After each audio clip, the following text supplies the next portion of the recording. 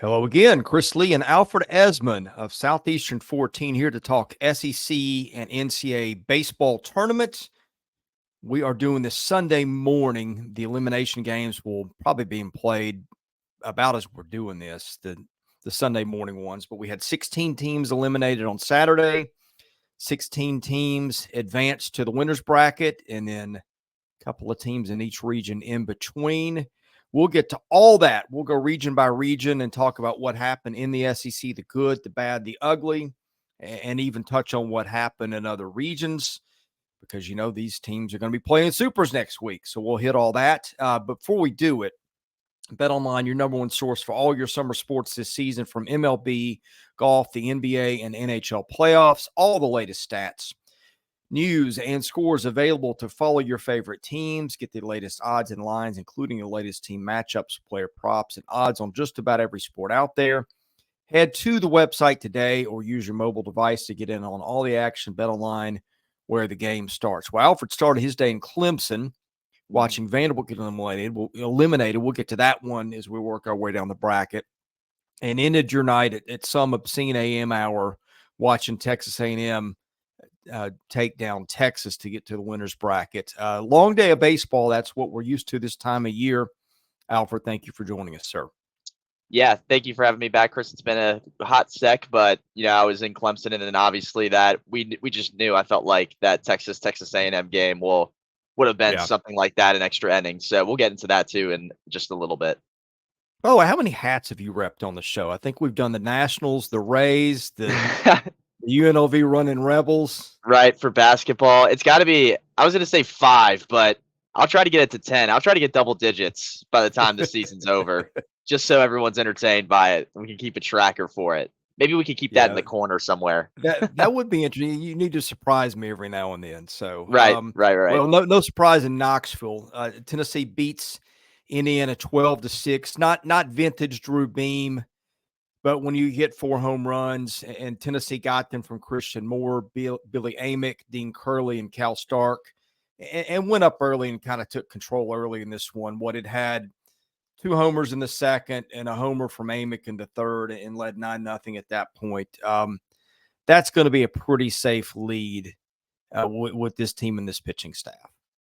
Yeah, and Indiana's Connor Foley, he was probably their best pitcher, based on what we were researching about them and stuff. And he stayed in, until he had like 90 pitches through the 4th inning. So it was just, not a whole lot Indiana can do. There's not a whole lot teams in general are going to be able to do if Tennessee's hitting the home run that early and that often like they were. I mean, Tennessee grew a 9-0 lead, and I'll give Indiana credit. They were able to put some runs on the board late, put up 6 when it was all said and done. But at that point, Tennessee was scoring too much. And then even later in the game, Kavaris Tears had a big knock to score some runners as well. And Cal Stark was also another name that homered. So if this Tennessee team hits like they did last night, they're going to be hard to beat in general. So here they are moving on to the winners bracket. And I believe they're going to wait on the winner of Southern Miss and Indiana later tonight.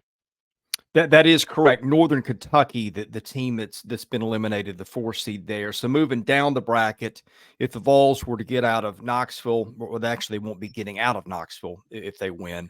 But if they were to get out of the Knoxville Regional, they would face the winner of whatever comes out of Greenville. The Wake Forest got eliminated in that one, so no much anticipated Chase Burns rematch in Knoxville next week. East Carolina is the top seed in that region. Will have to come out of the losers bracket. All right, moving down to Stillwater. As you're looking at your bracket, this is the 3rd region down. Oklahoma is the favorite in this region, and I didn't see, how that Connecticut was beating them late last night. And Connecticut's winning. Yeah. Mm-hmm. Connecticut's the 2-win team in there, so they're going to face the winner of Duke in Oklahoma. Kind of unexpected because looking, back at the beginning before games started, I really expected Duke to come out there, but there's a lot of teams. Even if we go back to Greenville, Evansville is the 2-win team in that region. So they're going to wait on the winner of East Carolina. And then, I can't forget, I'm forgetting the third.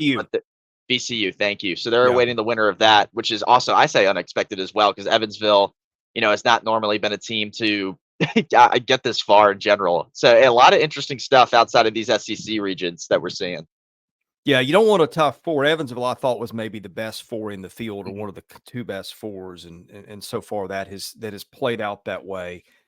Moving down to Tallahassee, I believe Florida State is in the winners bracket there. Yeah, it is. Beat UCF, but Alabama got eliminated. Got shut out, in fact, 4-0 by Stetson. What did you make of that as Alabama's season is over? Yeah, they really just couldn't get a lot of hits out of players not named Gage Miller. Mac DeSetti, had a rough day, 0 for 3 at the plate as well. I just think in general there was a few strikeouts as well, and I think Stetson just came in, and we knew Stetson would be tough just because of how they were the midweek against Florida in particular. I just think Alabama had a rough go at it this region. Didn't really play well. I mean, I don't think at all. They weren't playing well heading into it anyway, but yeah, Stetson early homer there in the first made it a 1-0 lead, and really they weren't that crazy on offense. I mean, it was just one run in the third, sixth, and then seventh. So Alabama had their opportunities to kind of bounce back and build their way into this game. Ben Hess actually had a pretty good start for them, 8 strikeouts and 6 2/3. He did give up the 3 earned runs, and then 4 technically with the fourth one. But I mean, he did well enough to get this Alabama team into position. But I think Stetson just in general was able to kind of manage the game when Alabama had runners on, and they were just able to kind of take this team down, a team that's been struggling as of late. And yeah, I mean they're going home to Tuscaloosa after being winless in this region. Yeah, I think pretty good season for Rob Vaughn on the whole. This was a, Mhm. a program that had a weird kind of rebuild because its coach was basically caught in a gambling scandal a year before. So to go and rebuild the roster, come in, flip a lot of it in the portal. Rob Vaughn did a very good job. I think it was a victory just for Alabama to get in a regional. It got a 3. Again, that did not go the way Alabama hoped, but I think you've got to consider it a successful season for Rob Yeah. Vaughn in year one. Um, all right, moving on. This one, probably the shocker of the night, and this was the most. This baseball, or this is the way baseball goes sometimes. Game of the night. Arkansas's got Hagen Smith on the mound. The kid is just invincible, about as invincible as it gets in college baseball from a pitching standpoint. And Kansas State puts up a 6 spot in the middle of the game. One of the big hits that sprung the inning was a bouncer that hit maybe, I don't know, 3 feet in front of home plate and got through the infield, scored some runs.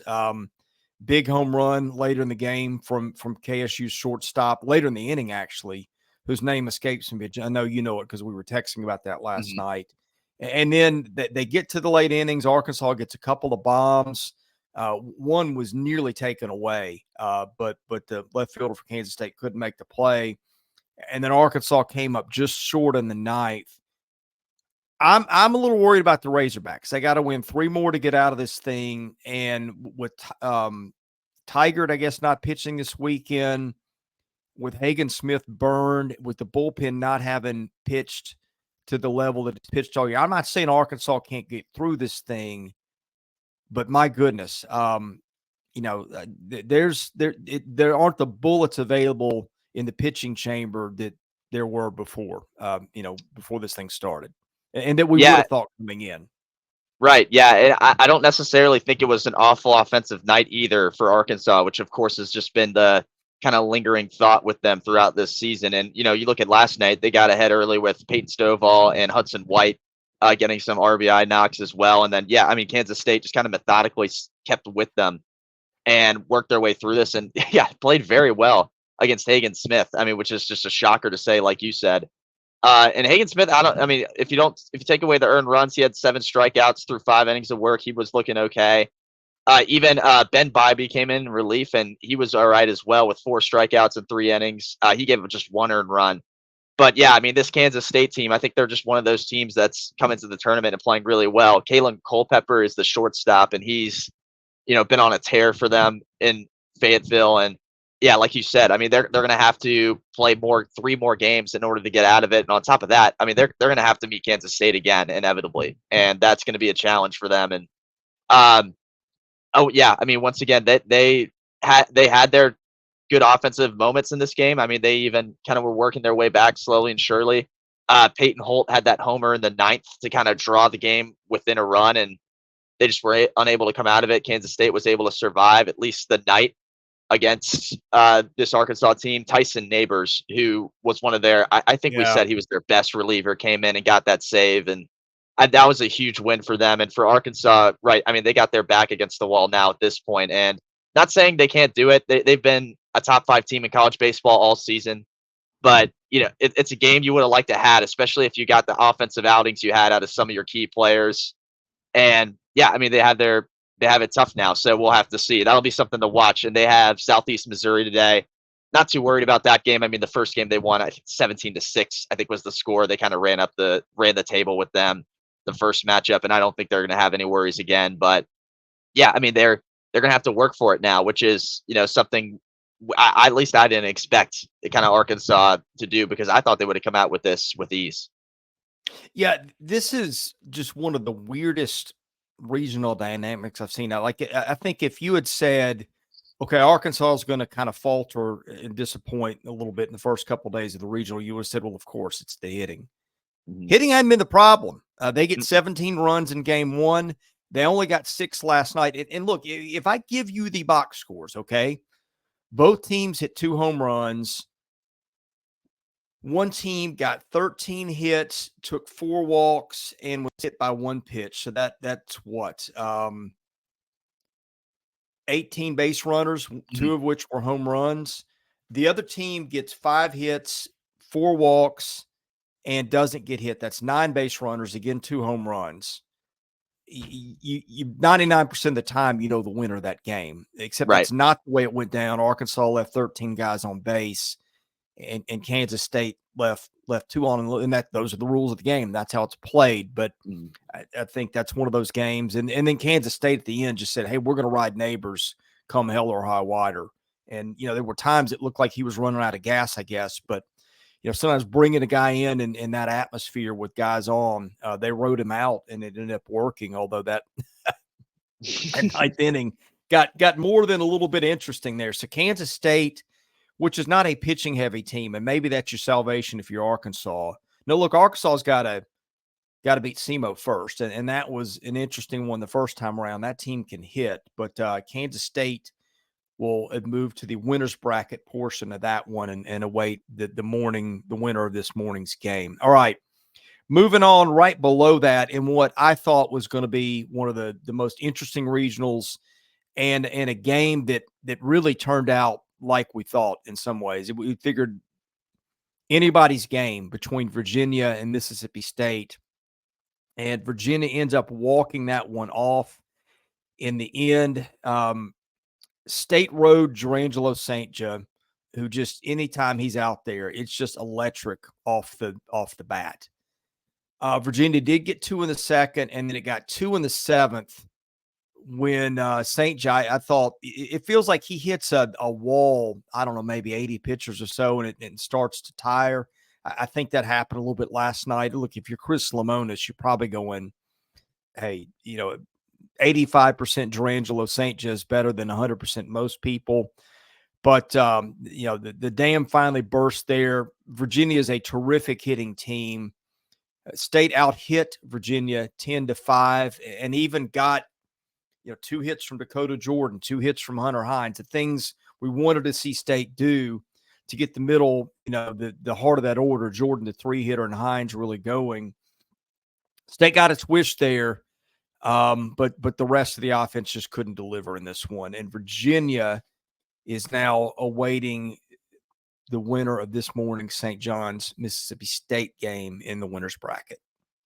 Yeah, and we've seen some. I'm sure you've people watching, and you, Chris, have seen this on social media. There's been some feisty moments between St. John's and the rest of these teams. I think the St. John's team is a little, they like to let you know that you're playing animated them and whatnot. They're animated. They're animated for sure. But even going off last night, I think they got kind of the work they wanted out of St. John. I mean, I know he gave up those 2 runs in the second, but those middle innings when State retook the lead, and Hunter Hines had that crushing bomb. I believe that was in the 3rd inning. Yeah, and they really they got what they wanted, and I think it was just Virginia's hitting came alive, and I think that was something you have to asterisk with them, whenever you play them in this tournament. Eric Becker, their third baseman, great game for him. He had that triple in the second that was 2 RBIs, and then he had that tying 2 RBI knock in the seventh as well. So he was big for them, and obviously they were able to walk it off. But yeah, I think you could compare it to what we just talked about with Arkansas, where that's baseball sometimes, because State was able to out hit them, and they were able to go toe to toe with them, and State can do that with anybody. But just like Arkansas State finds themselves back against the wall against a tough St. John's team. Of course, they won the Big East, and they're no slouch of a team either. And I just think going forward, you've used St. Joe already, used Cal Stephen already as well if you're Mississippi State. So the pitching is something that we noted during Hoover was great for them, and that was part of the reason they made the run they did. And so hopefully that propels them forward. I think there's a good chance of that, but yeah, tough one. I mean, maybe you look again, and if they play Virginia again, there's a good chance they beat them. So hopefully they get a second shot at it. Yeah, I think of all the SEC teams in that losers bracket this morning, State's got the most pitching to get out of it, depending on what they can get out of Nate Dom, presuming he throws. And also, Brooks Auger was just a monster in Hoover. So, if you can dial that up and get it again, that was kind of an outlier, but just going to point that out. I think of all the teams that you look at that have got some work to do to get out of this, and the odds are stacked against them. State, to me, feels like the team at this point best suited to win 3 and advance, but we'll see how it goes. All right, moving on down, the last regional on the left side, that's Chapel Hill. And again, this is the Virginia, Mississippi State and the LSU, North Carolina games were the two I said were just kind of your must-watch games that I thought were two of the better matchups in the tournament. Once again, this one goes the ACC's way. North Carolina 6, LSU 2. And if you're going to be the best, you got to beat the best. And they did it to LSU's best. Luke Holman was pretty good, went 6 2/3, struck out 11, walked 1, but gave up 4 runs. Vance Honeycutt had a home run. I think that came off Holman. But yeah, I mean, that was kind of it. LSU couldn't muster a rally late, had some guys on at times, did not hit a bomb in this game. Again, LSU's lineup just at times just kind of disappears, and I didn't really think that would be the case against North Carolina, which is not pitching heavy. It's more offensive heavy. But in any case, in one of the most anticipated games of the tournament, if you were anticipating 1s and 2s played in the second round, you got this one and the favorite one. Yeah, and usually if you're North Carolina too, speaking on their behalf, if you're you have a good game out of Vance Honeycutt, you're going to do special things. And Honeycutt actually homered twice in that game. It was a slow start. I mean, we didn't see scoring until the 5th inning. That was Honeycutt's first home run, gave North Carolina a 3-0 lead. LSU kind of methodically worked their way back into it. They got a lot, like you said, they got a lot of walks and base runners on. Jared Jones was walked twice, even though he didn't have a hit. And he was able to get, walked and forced in a run. And that kind of made the game a little closer. Honeycutt then homered again. That was a solo shot, though, so a little less bleeding was suffered from that, making it a 4-2 game. And then North Carolina just pulled away. They're not really a pitching heavy team, but I'll give them credit. Their bullpen came out and did some great work. Ben Peterson and Dalton Pence came out of the pen for them. Ben Peterson got the win, it looks like, for them. He gave up 3 hits in 2 innings, 2 strikeouts as well, or 1 strikeout, excuse me, and walked 2 batters. But I mean, ultimately they kept LSU from scoring, and that was just enough. Dalton Pence got the save as well. He didn't give up a single hit in 2 2/3. So, I mean, that might be a recipe for them going forward. If you're able to see that, with North Carolina, if they're able to kind of get that bullpen going, along with their hitting they get from Honeycutt and others, they're able to get some wins. And I mean, you look at LSU. This was a thing during Hoover. I noted they used a lot of pitchers once again yesterday, and I just that might be at this point. I might give Jay Johnson the benefit. That might be his way of going about it. If so, good on him. Those guys who came out of the pen, they all pitched a third. I mean, it wasn't like they pitched anything crazy, some crazy length of time. But it's just something to note. And they got to play Wofford again. And we talked about it with Wofford.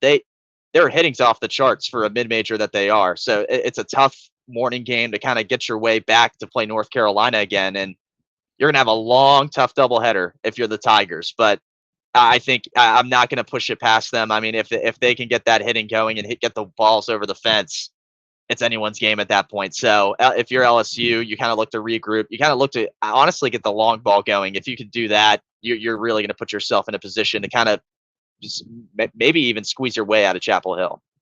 Yeah, well, you just gave the recipe for it with using a bunch of arms. I think LSU is going to try to piecemeal this together.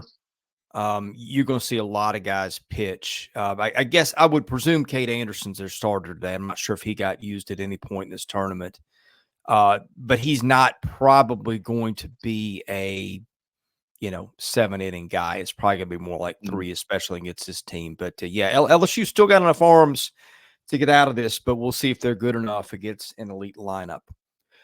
All right. Things that you wanted to see from an SEC standpoint. You wanted to see Kentucky come out and kind of put the hammer down on somebody with the pitching. Trey Poozer did that. He goes 7 innings, gives up 1. Ryan Hagenall comes on to close it. He goes 2 innings, gets a save, strikes out 3. Illinois is a really good hitting team. And Kentucky just shut those guys down 6-1, 6 hits. Kentucky walked 3 guys. That's manageable. Did hit a couple of guys, but I'm looking here, and I don't think anything was an extra base hit in this game, which is, pretty hard to win when you don't at least hit a double at some point. So Kentucky getting home runs from Waldschmidt and Nicholson, their 2 best hitters, ends up with a 6-1 win over Illinois and sits at the top of that winner's bracket, 2-0, awaiting the winner of Illinois and Indiana State, I believe. Yeah, and Kentucky's in a good position now. I mean, they've really kind of laid it down that they're going to run their own regional, which is what they needed to do coming out. And credit Ryan Waldschmidt yesterday, 3 for 5, a run and 3 RBIs.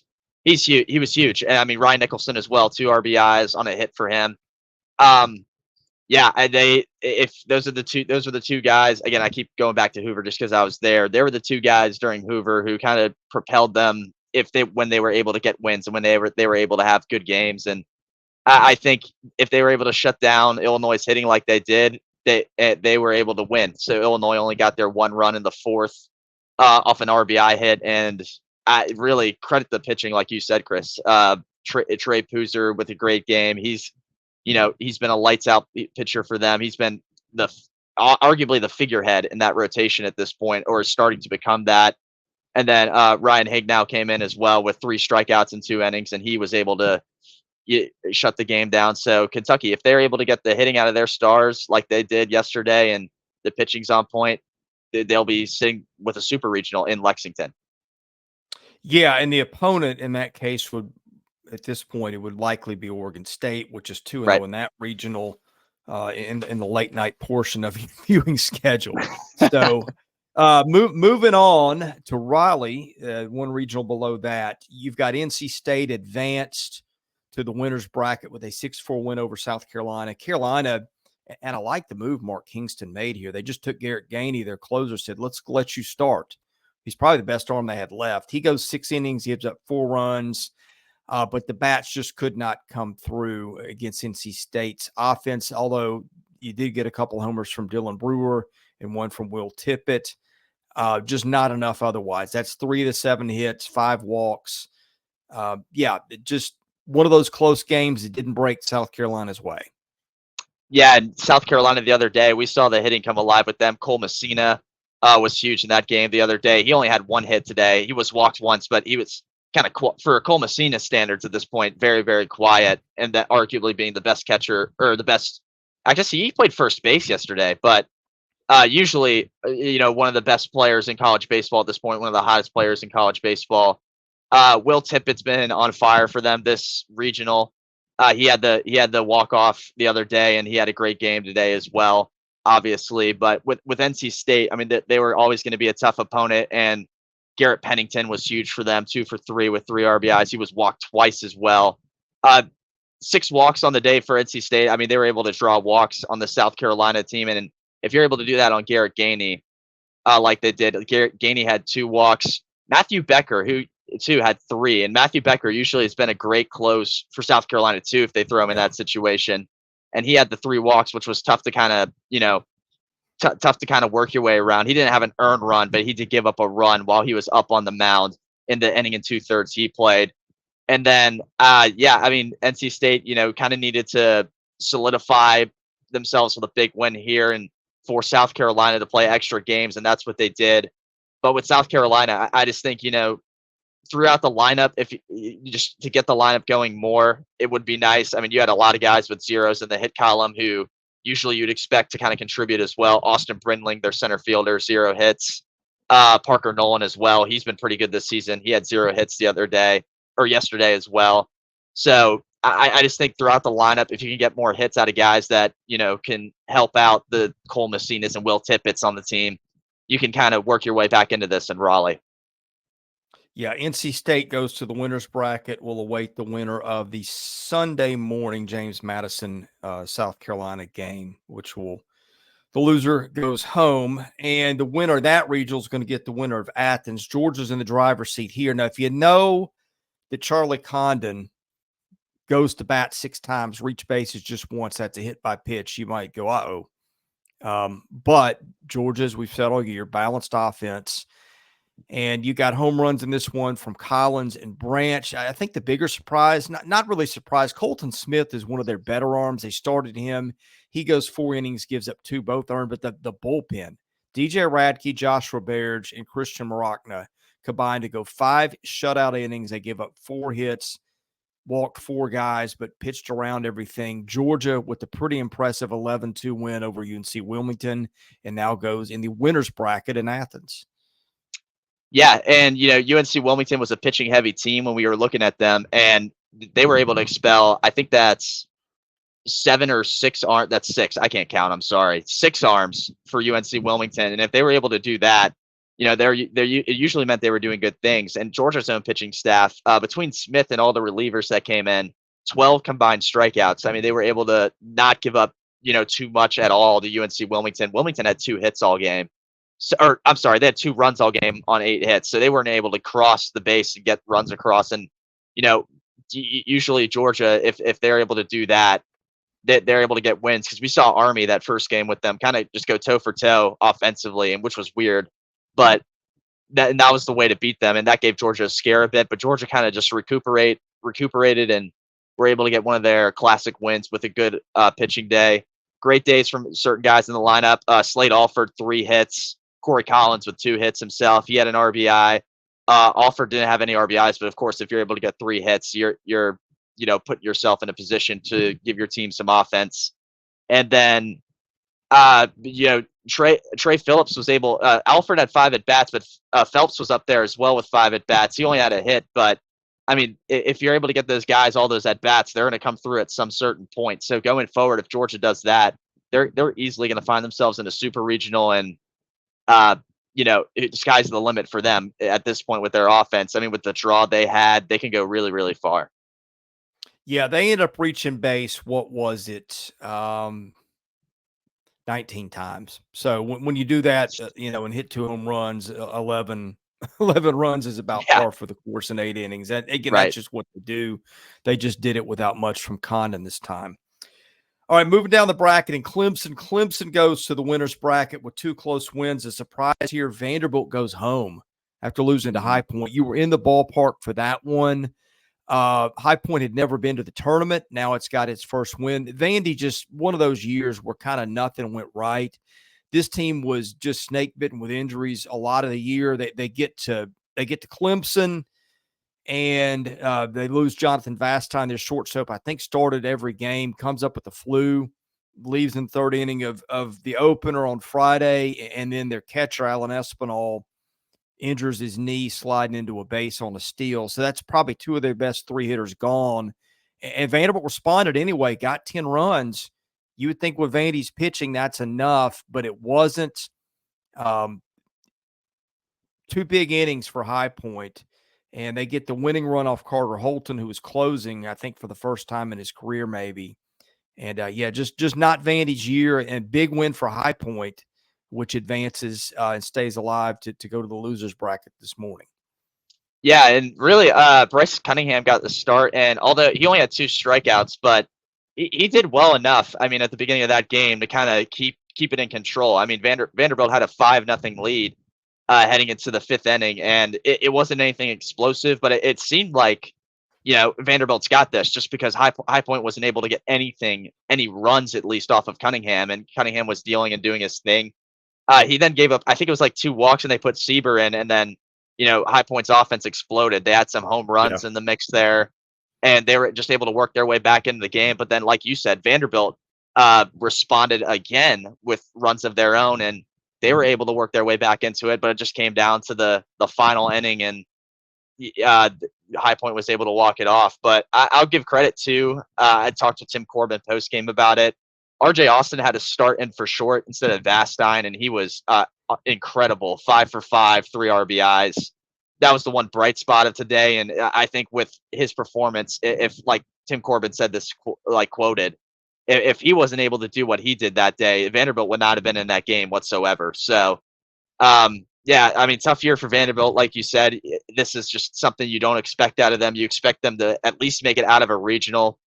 I was even expecting that, just because I thought they matched up well with Clemson. But yeah, I mean, just kind of a disappointing ending to the year. I think a lot of it played into Espinal and Vastine not being out there. But even still, I mean, it was just brutal, because it just seemed like whatever arm they threw out there, I guess they had Miller Green, Ryan Ginther, and Holt, like you said, Holton out there as well. And whatever arm you threw out of the bullpen out there, High Point was just going to find a way to get a run across. And there were some errors too on Vandy, they're late throwing to first that kind of cost them some runs. And yeah, I mean, just not the result I expected those guys to get.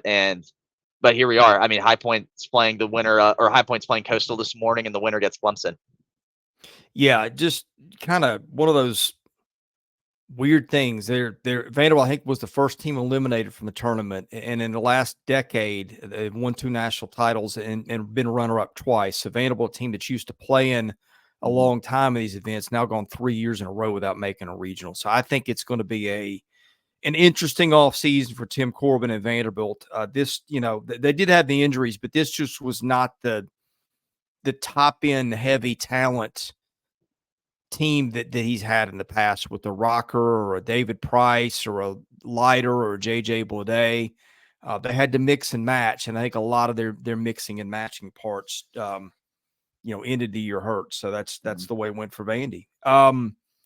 Moving on below that, the regional of that one is going to probably get Oklahoma State, which beat Florida last night. Had that one on, but to be honest, was paying more attention to some other ones. I thought this was going to be one of the toughest ones for the SEC to bite off. I think Florida threw Caglione. What did you see out of this one?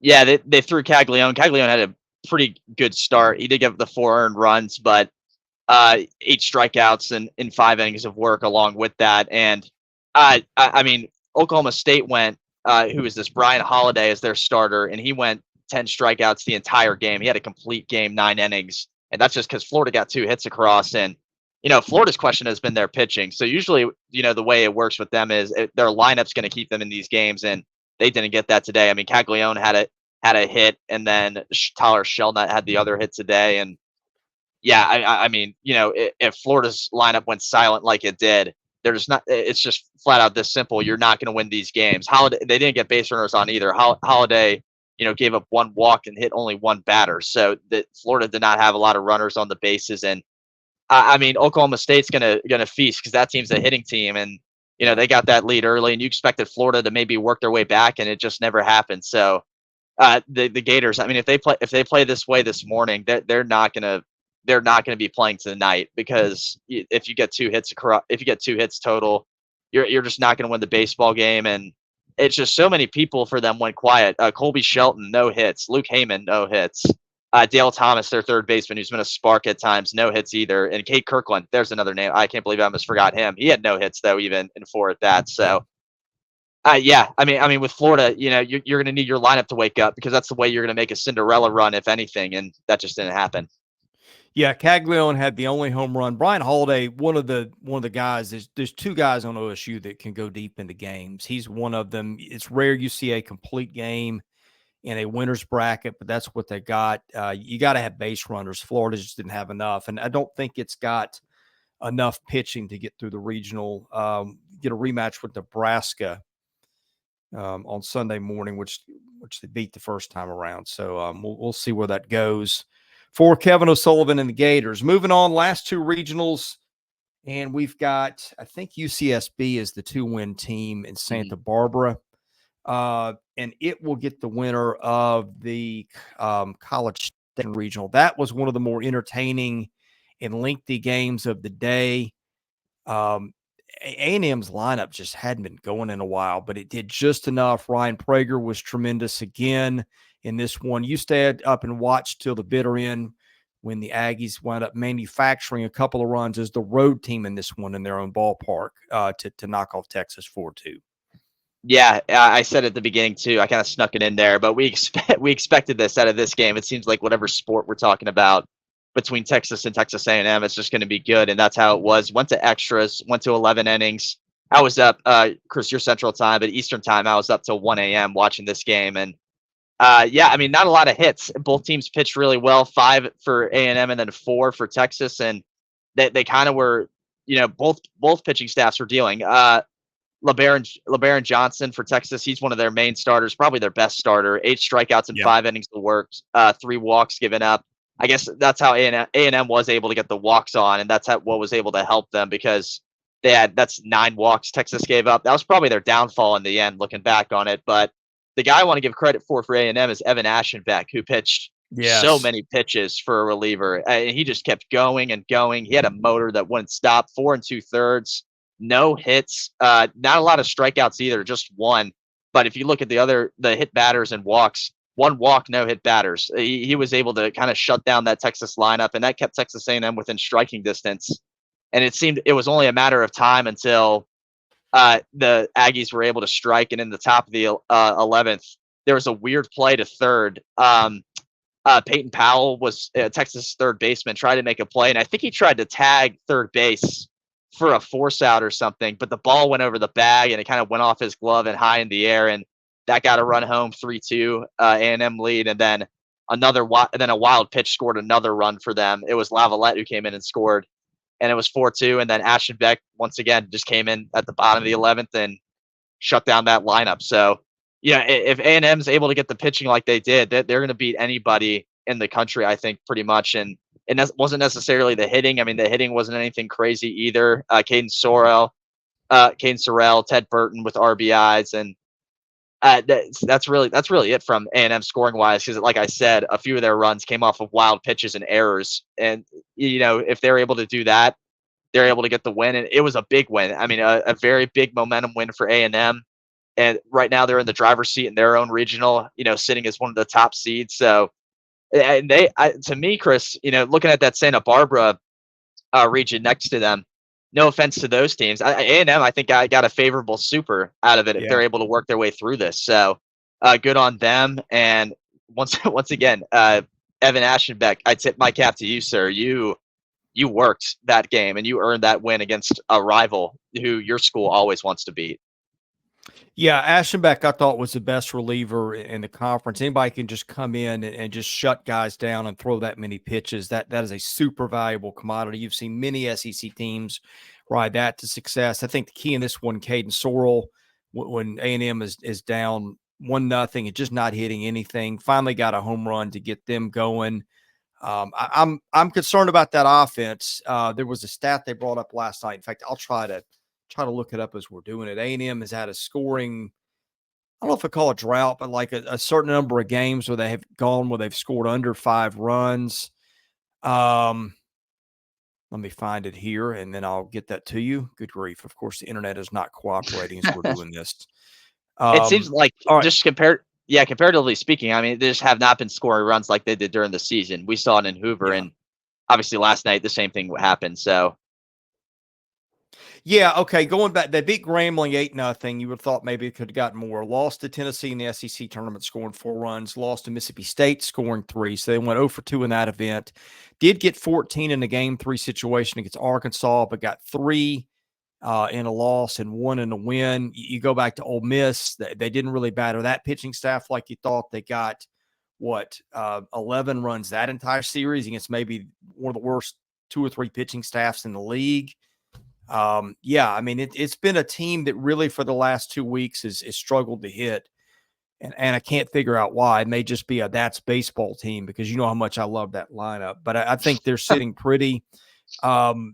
You've still got Shane Sadeo, I would presume, would be the starter in a winner's bracket game tonight. One of their other jumbo relief guys who's been used in the bullpen, and they got Rudis and a bunch of other guys that can throw. So I think A&M not moving on at this point would be a shocker. So Alfred, ready for another day of baseball watching. Hope you are too. We will recap the Sunday games at some point. Hadn't decided what we're going to do with that.